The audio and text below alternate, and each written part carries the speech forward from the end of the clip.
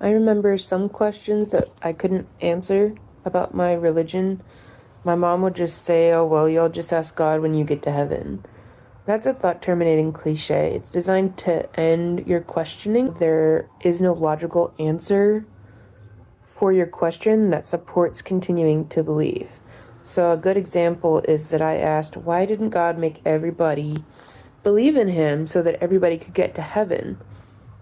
And some people do have an answer for that. They're like, well, we have free will, and if God made you believe in him, you wouldn't have free will. I'm like, you can still have free will and have proof that God exists. Like, it's one thing if you absolutely know that God exists beyond the shadow of a doubt, and I don't mean faith, I mean like evidence-based. If faith in God was not faith, but rather knowledge that he existed, then nobody would have any reason not to do everything that the Bible says.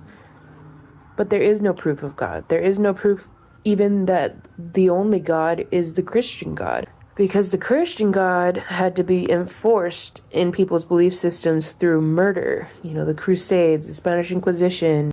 If you have to murder somebody to get them to believe what you're telling them, maybe what you're believing in is actually not true.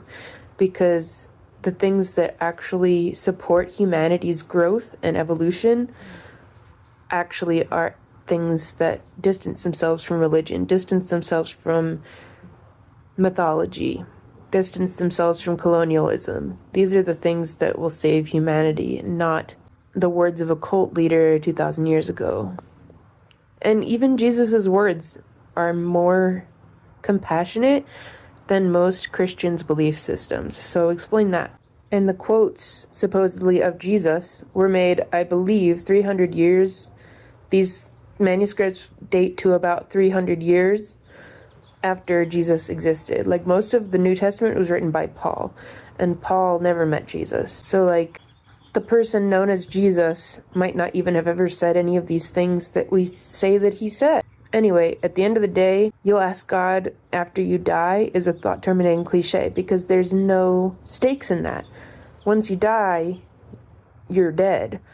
So there's no real-world implications anymore of what you believed in life, except for how your actions affected other people during your time on Earth, whether there's an afterlife or not. There's not.